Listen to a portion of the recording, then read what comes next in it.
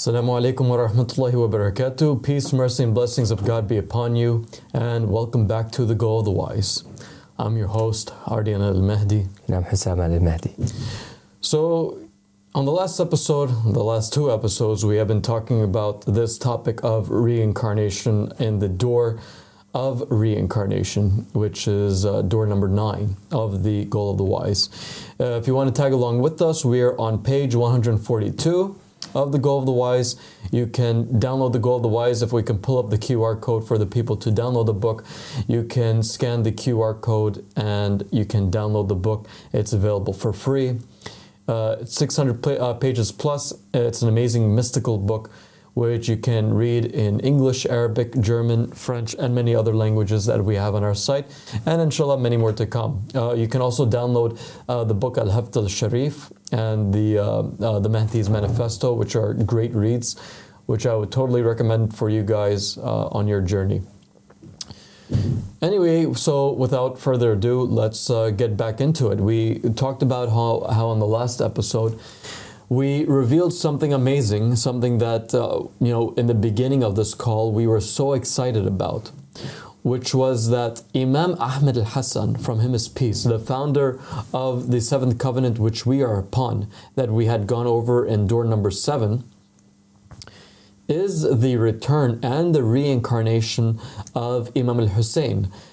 And he is the successor of the 12th Imam, Muhammad, the son of Al-Hassan al-Askari. And it's important. Why? Because it now links and makes sense to the narrations that talks about an Ahmed that comes and succeeds Imam al-Mahdi, and yet at the same time Imam al-Hussein comes back from the dead and is a successor and supporter of Imam al-Mahdi. So with all that coming together in this big piece, the only one who was able to solve this and bring it out to the people was none other than the author of this great book, The Goal of the Wise, written by the Qa'im, the promised Mahdi from the family of Muhammad, Abdullah Hashim al-Sadiq. So yeah, Hussam, I think we should go back into this and go off where we left off, and we basically left off from there, as I said. So is there anything that you want to add on to? Yeah, I think just in general what it is that we're calling for is reincarnation, which is a very, very massive topic. It is the topic that is believed by almost every religion that we know about that has claimed even to closely resemble contact from God, where you find it in Buddhism, Hinduism, and all these different religions around the world. And in fact, without reincarnation, Ardian, it's one of the most important topics, in fact. It is one of the greater matters, one of the matters that are super great. Why? Because without reincarnation, if a religion does not have reincarnation in it as a part of its creed, it is literally a religion that is accusing God of being unjust. And God cannot be unjust. It's imagine.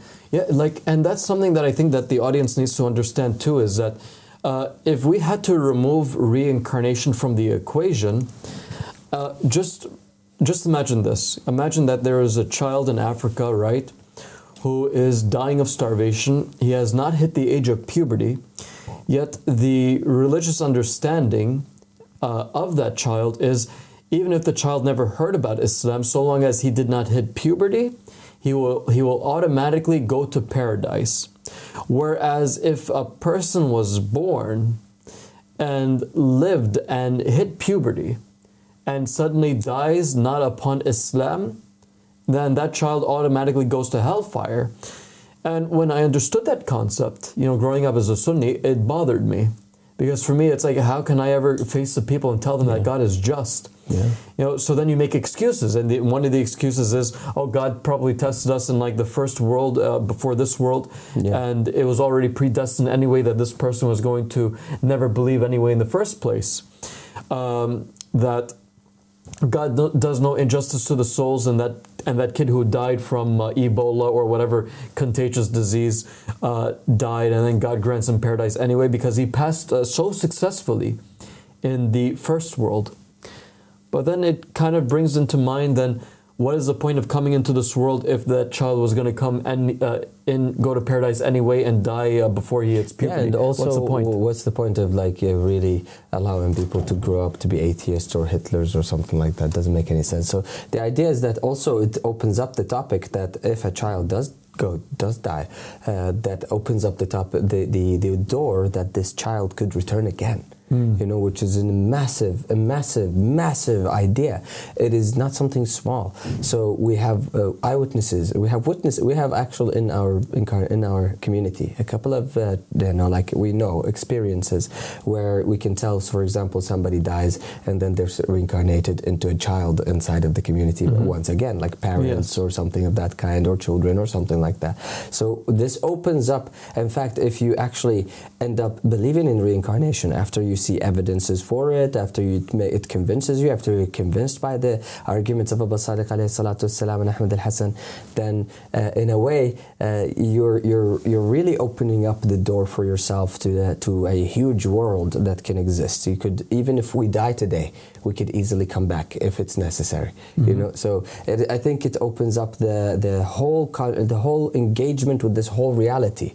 It opens up this deep understanding of who we are, because lots of people today, when I ask them on TikTok lives, when we ask them in conversations between each other, what are you? Are you the body or the soul? You know, immediately you can see immediate confusion, which means human beings, we don't even know, we have not been taught who we are. Yeah, the majority at least. And it's a very complicated science, really. Like, people think like that, the soul is you. They think that the soul is already figured out, and that we die, and our souls come with us to the grave. Or assume that as soon as you're born, your soul is there. Yeah, exactly. Or even before that you're born, that like you being a creature in the first place, you're privileged with the soul, but actually it turns out that this is actually far from the truth, and actually the Quran testifies that, a bunch of Jews, they came to Prophet Muhammad sallallahu alaihi wasallam in a hadith, and they asked him concerning the soul. And then this verse was revealed saying, they ask you about the soul, say that the soul is from the command of your Lord, and nobody knows anything about it except for a few things, or like only a little bit. So no, the matter of the soul is something difficult. It is something that was never explained by Prophet Muhammad himself, and even the Quran, there's no knowledge about the soul in the Quran except that it is from the command of your Lord, but that's it. Well, one thing that I guess we can go over, because now we're giving the people bite-sized information, right? One thing that we mentioned about the soul that now people kind of understand now is that there's something called reincarnation. Right. So the soul lives on. The soul does not die with the body, or the soul does not stick to the body after death until the day of judgment. So now that we talked about reincarnation, now let's delve into what Judgment Day is then, because if the souls keep on reincarnating, what's the case now? Is it the case that all of the people on this planet have to finish up all of their rounds, and we all gather in one specific spot on a day called the Day of Judgment, and we're all sitting there freaking out, receiving a book in our right hand or a book in our left hand, and then being thrown into paradise or being thrown into hellfire? Or is it something a little bit more realistic than that? And that's something that Abu Sadiq from His Peace explains here in this book. But before that, I think people need to understand that Abu Sadiq from His Peace did not come up with these beliefs because he was bored. These beliefs are something that he has proven, something that he has been inspired with, and something that has been revealed to him. And he was a forefront in bringing victory to this call. Abu Sadiq heard from Ahmed Hassan. Ahmed Hassan said this in front of Abu Sadiq. He said to him, "My son, you were like your grandmother Khadija, may peace be upon her, and her sons. You funded this call, you and your pure brothers, so you have the great preference, and verily God does not waste the reward of the good doers. May God grant you goodness. It is my honor to have you as my son. I am honored by you and by your purified descendants. Upon you is peace from me forever and always. May God do you good." So here we see that, and that's something that the people need to pay attention to. Abu Sadiq poured out everything into this call. Everything of his wealth, everything of his possessions, everything of his property and his assets, every single thing that you can imagine that he possessed, he gave up. Literally everything. There's not a single thing that he did not have that he gave up for the sake of God. So that's something that we need to make clear here. And in this journey with this book, not only will you learn about the truth and the reality of the truth teachings and beliefs of God, but you will also get to learn about the characteristics and the journey and the man who Abdullah Hashim Abu Sadiq truly is. Yeah. So without I think further ado, the idea, one of the ideas also continues from here, that Dr. Ali Al-Ghuraifi, who is an amazing man, by the way, he speaks in the Arabic channel, Dr. Ali Al-Ghuraifi. He has a show on there. Shout out to Dr. Ali, inshallah. So the idea is this: is that he was having a conversation with Ahmad Hassan alayhi salatu wasalam, and Abu Sadiq is there. So this is a conversation between the three of them. And Ali Al-Ghuraifi asks Ahmad Hassan alayhi salatu wasalam, and he says, is the world of the Raj'ah different than the physical world, or are they one and one and the same? Yes. So or are they interconnected?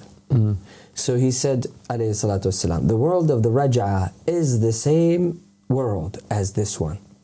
We are right now in the Raj'ah, and in every time and age there was a Raj'ah, a return or return. And the returning is to this world has not stopped, but in this particular age it will be special, and it shall never repeat again. In this age, the prophets, the messengers, the vicegerents, and purified ones have all gathered in it, and it is the promised age that God promised to us. So we see here that this is unlike any other time. This is a time where everyone is back, really. All of the prophets, messengers, and the vicegerents are all gathered now at this point. So that means, guys, pretty simple, really. Every single prophet and messenger that you've ever heard about, all of them that you wish to have seen and witnessed and hear from and gather with them and be their companions, they're all here today. From Adam, peace be upon him, all the way up until, and yes, I am saying it, even Prophet Muhammad, peace be upon him, and his family is back in this day and age. And the identity of Prophet Muhammad sallallahu alaihi wasallam, we'll save it for another day. Yeah. We'll save it for another day. We still want to make you guys a little bit hungry, so this way you can still watch our show, and so this way you can still crave that feeling of, my God, he just said, sure. He just gave away that Prophet Muhammad is here. Well, then who is Prophet Muhammad? Well, you're going to have to stick around to find out. And the proof for that is in the Quran too. It's like where Allah subhanahu wa ta'ala promises the Prophet Muhammad. So we're not just talking out of pocket over here. The Quran, Allah subhanahu wa ta'ala in the Quran says it very clearly, saying, إِنَّ الَّذِي فَرَضَ عَلَيْكَ الْقُرْآنَ لَرَادُّكَ إِلَى مِيعَادٍ صَدَقَ اللَّهُ الْعَلِيُّ الْعَظِيمُ, which means the one who has brought down the Quran upon you, Muhammad, is going to return you to a promised time. Laradduka means returning you, rad, which means return, or response or return. Ila mi'ad, to a promised time. So now we know, where is that promised time? It's this time. For sure it's not the akhirah. Yeah, for as sure they not. describe it. Because why would he say that? I mean, everybody is promised to get back there. Everybody's told, okay, you're going to come back in the akhirah. So why would he specifically be telling him, the one who brought you down there, and he's telling everybody the same? It doesn't make any sense. Allah subhanahu wa ta'ala is talking about a promised time. What is the promised time? Well, where else is mentioned in the Quran promised? Well, God promises Satan to wait for him, right? Yeah. Where it says, إِلَى وَقْتِ الْيَوْمِ الْمَعْلُومِ, you know, that to the day of the time that is known, the known time. Yes. So now we're entering to deep interconnectivity of the Quran, right? And the verses where actually proves that the Prophet Muhammad sallallahu alaihi wasallam, minimum, the Prophet Muhammad sallallahu alaihi wasallam has a return, has a second return, just like Jesus has a second return. So, and if you think that it's not possible, just ask yourself, what makes you think that it's impossible? Is it actually proof from the Quran and the Sunnah, or is it just the scholars and how they taught you? We believe in reincarnation because it's evident in the Quran and it's evident in the Hadith, just maybe not Sunni Hadith, because we don't, Sunni Hadith is quite, we will get one day, inshallah. If you're interested, you can call us or contact us, and we'll give you directly our opinions about what the Sunni authentication method looks like. Because honestly, yes, there's lots of scholars which you guys respect a lot, and we respect that you respect them, but at the same time, you have to come to the academic floor and talk to us about it, so that maybe we can show you something different than what you've been expecting. Yeah, for sure. But yeah, that's something that unfortunately in Islam has been a big issue, which is how is it that they authenticate hadith. And quite matter of fact, if anybody has ever researched into how Bukhari had compiled his compilation, they'll find that according to Bukhari, he memorized tens of thousands of narrations, and some even say at least maybe 700,000 narrations, something of that sort. And that he only decided to add into his mushaf only 7,000 hadiths. And so God only knows what else he heard and what else he narrated from liars. Yeah, we know that. We know that for sure. We can prove that for you, that he narrated from people who lied within his book. Yeah. So the proof for the person who is who is lying is inside the Sahih authentic source itself. Yeah, exactly. Which is like it's almost like a self incineration type of process. Yeah, it's a system that doesn't work, and that's why we are talking through the Goal of the Wise, because it is the only source now on the face of the earth that we can absolutely trust, because the man who wrote it isn't infallible, and the man who wrote it is vouching for it. So that's why we stick with it. So without further ado, let's continue. We find that now he's asking about the Raja, as you said, right? And he says that the Raja is the same as this world, and it is the gathering of the prophets and messengers. Then he says what? He says, my master, and this is Ali Ghurayfi, he's asking, our dear brother, he says, did you return throughout the past 1,200 years? And the Imam says, hey, this is something I cannot answer at this point. Then he says, is the day of judgment, because now we're saying, hey guys, we wanted to talk to you about the day of judgment. Now we're getting into that topic. Is the day of judgment after the time of the 12th Mahdi? Because we already said, hey, there are 12 Imams and 12 Mahdis. So is there now a day of judgment after the 12th Mahdi? What happens?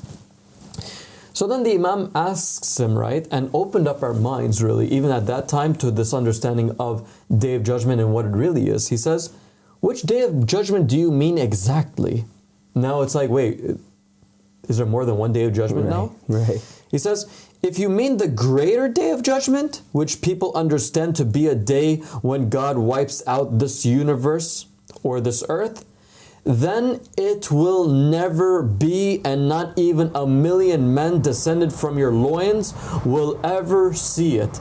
So the Imam, from him his peace, is saying that this judgment day that the Muslims have imagined, from their scholars by the way, is something that is completely fictional. It will never take place. It will never happen. The day in which everybody is gathered after everyone is dead and is magically brought back to life, popping out of their graves, where everyone is like wondering, hey, what's going on? This imaginary day is fake. It is imaginary. It will never happen. This concept of this day of judgment was invented by the scholars to misguide you and sway you away from what the real day of judgment really is and when it really is. And I think the when is even scarier, really. Yeah, for sure. So then Ali Ghurayfi, he asks, he says, so then what is the meaning of the greater day of judgment and the day of reckoning? And is this day of judgment always happening? So the Imam, from him his peace, said, the day of judgment is in the afterlife, meaning after your final incarnation. And he says, we are now in judgment. So we see here from the Imam that everybody has their own independent day of judgment. Your very last round, the very last time that you reincarnate on earth, after you die, then you go into what the Muslims call Judgment Day. So it's two things. The day of judgment, that happens after the last incarnation, and now we are in judgment. Yeah, now we are in judgment. In the judgment, yes. And there is the judgment day, or the day of judgment, which happens after your last final incarnation, however many numbers of incarnation you would need or have. Yes. Yes. So then the idea continues that he's asking, and it's very curious, and I think we all would ask the same question that he asked next. Dr. Ali is asking. He's saying, I understand now, and that I am in my I understand now that I am in my final reincarnation or incarnation. Mm-hmm. So the Imam ﷺ answers him and says, then when your body dies, you shall go to judgment or judgment day. So say you're the last incarnation right now, and you die right now, and that's it. There is no more incarnation for you. There's no more credit. Yeah, yes? You go into judgment day, exactly. and the Imam says, he says... And like in video games, what do they have? They have hearts, right? Yeah. Like that's the last heart. You just, you're in judgment. You're in judgment in the game. Let's see if you can make it or not, right? Mm-hmm. So you're going through the game. You get hit, you damaged, you die. There's a life heart goes off. Yeah. And you continue the game until that's the last life you have. On that last life, that would be considered your day of judgment. Mm-hmm. Then it's when it's going to happen, where the judgment, the final thing that's going to happen, where you're going to go to heaven or you're going to go to hell. Yeah, and what happens when you play arcade games, right? Once you're on your last life and you die and you cannot continue on, the scoreboard pops up and your scores are there, your deeds are there, your good deeds or the points which you earned are now there. And the Imam says what? He says, but life shall never end in this universe. So when you end, or when you die, when you pass on and it is your final incarnation, life in this world will continue on. Everybody else would still be living life. They would still be continuing. For each person, their incarnation. So once the last person, or once the next person goes into Judgment Day, there will be a next person and a next person. So it's not something that's going to be on the same day for everybody. Everybody has their day, and everybody has their time. But everyone has a separate time. So a day of judgment probably happened to somebody 8,000 years ago. And another day of judgment happened to somebody yesterday, and another day of judgment happened to, for somebody today, who was their last incarnation.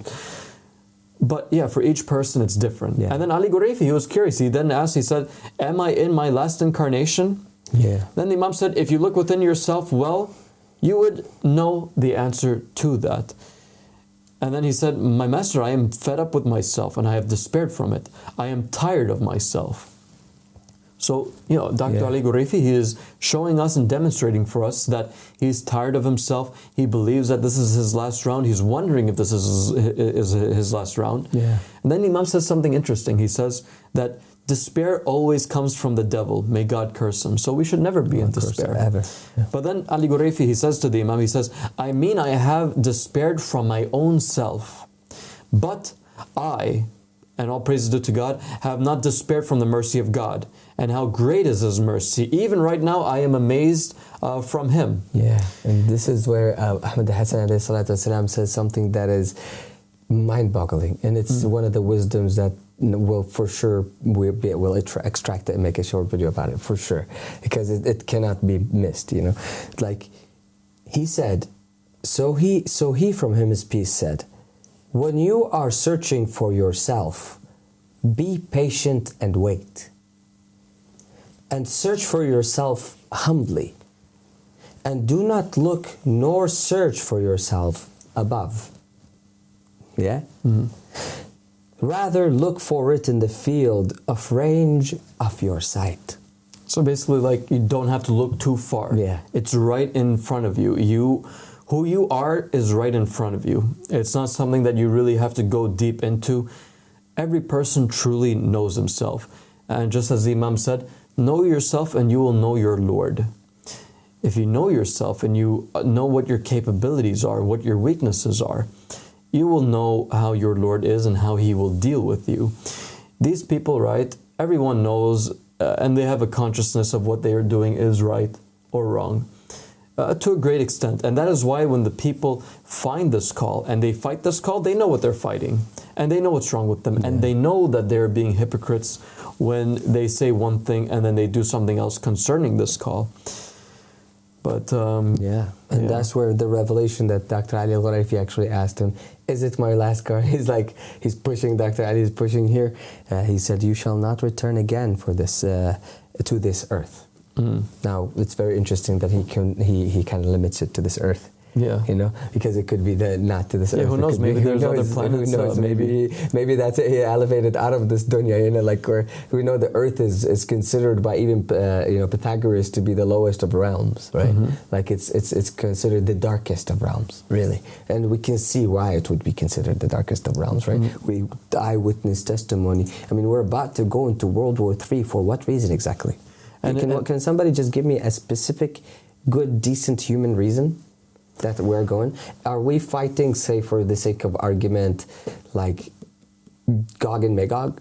You know, we're fighting ourselves for what? For an idea. Yeah, it's stupid. You know, human beings are killing each other and fighting each other over nonsensical things and things that, in the eyes of God, is pretty mediocre, I would say. You know, we're meant to be people who came into this world, traced back to Adam and Eve, or at least supposed to, and yet we are killing each other over trivial nonsense, whether it is beliefs or ideals or things of this matter. That's why our religion is humanity before religion. Yes, it really is about humanity first, and that's the beauty of this cult. It's like, despite if a person is a believer or not, even if a person is a complete atheist or agnostic who is unsure or even disbelieves in God totally, that person at least has the right to water, to food, to shelter, and to decent human right and respect.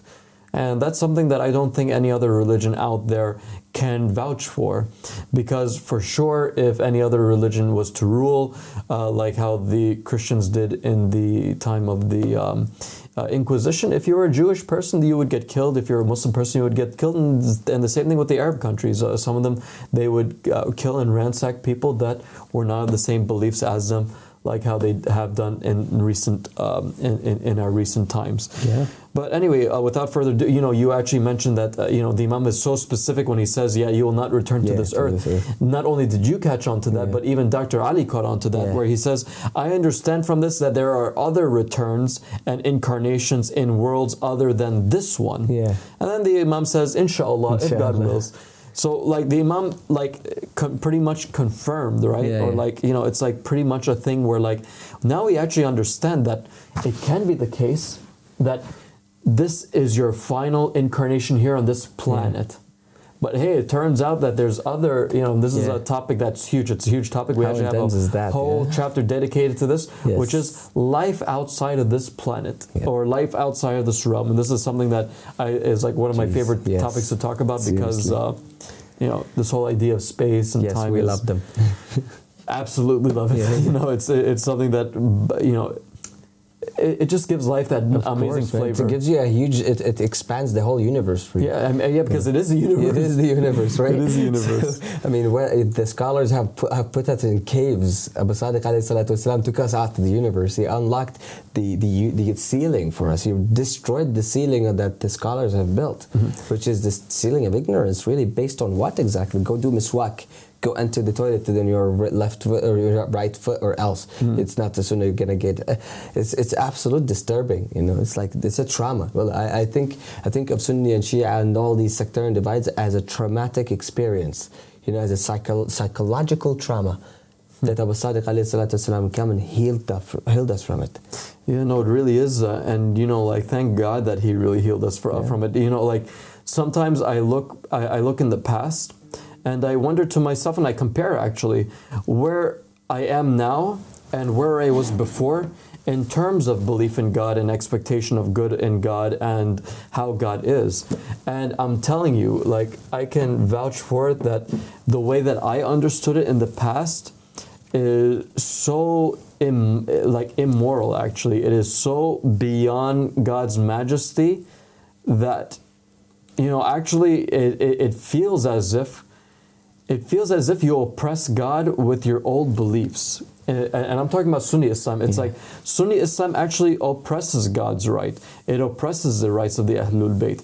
It oppresses our own selves and our own intellect, really. For sure.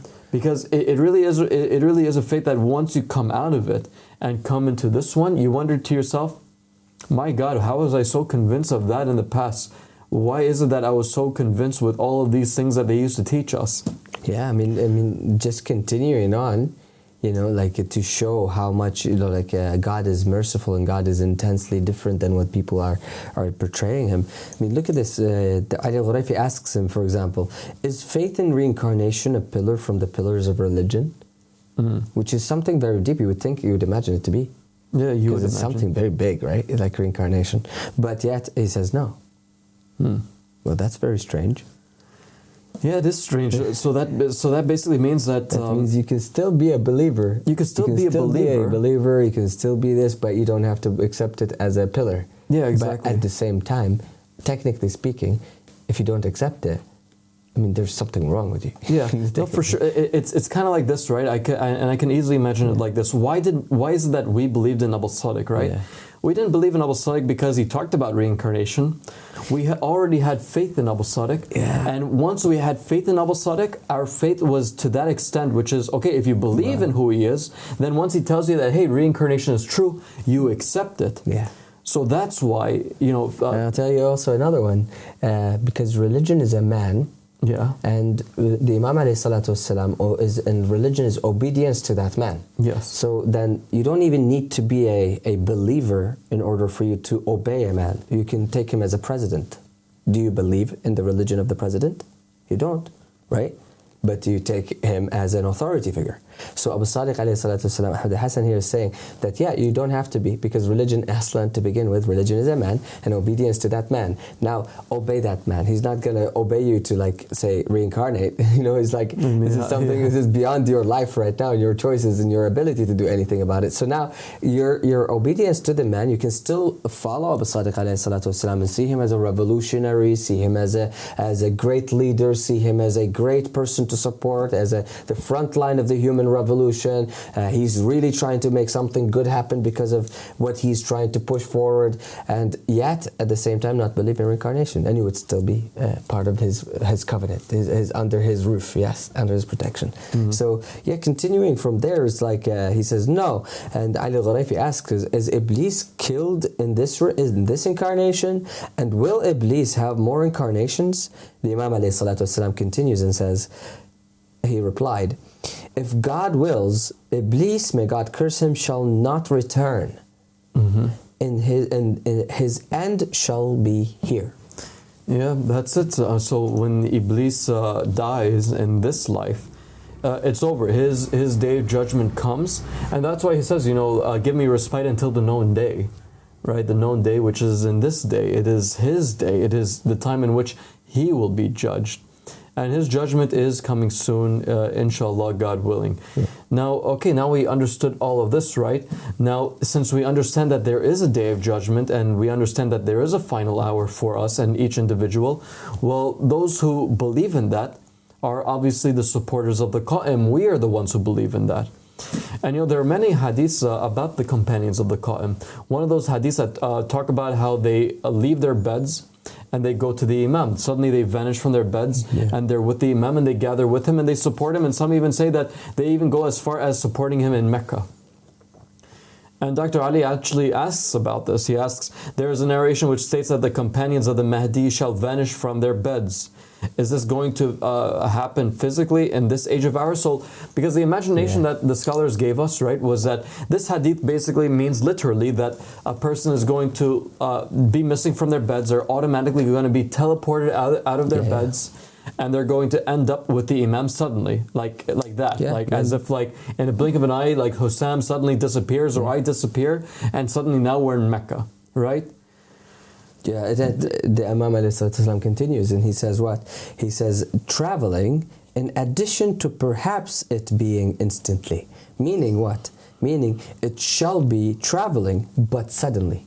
Yeah, exactly. Instantly, it's travel now, you know?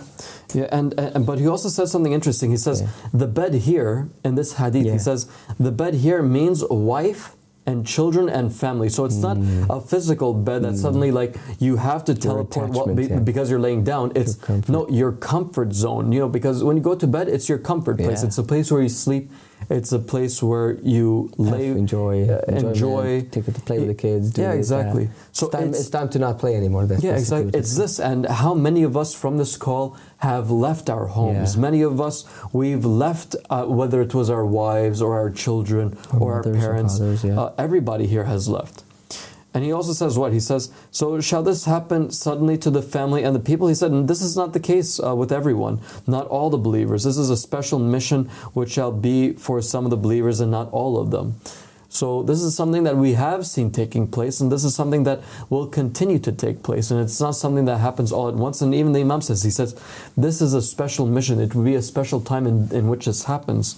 So yeah, this is something that it appears to also be something of the future, but it's still something that still goes on even till this day, where people from the believers, because of their wives fighting the dawah or their children not being a part of this call, they migrate or they support Abu Sadiq despite what their family thinks. And those are really, really brave individuals, really. Yeah, for sure. So yeah, let's see. We can move on now to the next page. And so like, and that's it is on. Which is just sorry to interrupt you. Basically, Al-Gharafi continues to ask, which is very interesting. That's why I'm caught by it. Okay. If the incarnation of a certain person are over, if the incarnations of a certain person are over, Dr. Ali asks, does that mean that it is his last chance to be tested and to elevate spiritually? He said, alayhi salatu wasalam, it is as such. So it is very dangerous. If this is the last incarnation, you do not know, nor do you remember your past incarnations, so that you can say, "Oh man, I made it." Yeah, true. You really can't really. So if this is your last incarnation, and you know deep inside of you that this is your last incarnation, this is last chance for you to actually stand and support the true story of God on earth today. Because where is the story of God? Is it with the Christians? Which denomination Christianity? Is it with the Muslims? Which denomination Islam? And if it is not with Abu Sadiq alayhi salatu wasalam, then where is it? So the idea is Abu Sadiq alayhi, there is no coincidence, as we said earlier in the other episodes. There is no such a thing as a coincidence. The fact that you are actually hearing the voice of Abu Sadiq alayhi salam, seeing his book being read for you, this is no less than God wanting you to hear it.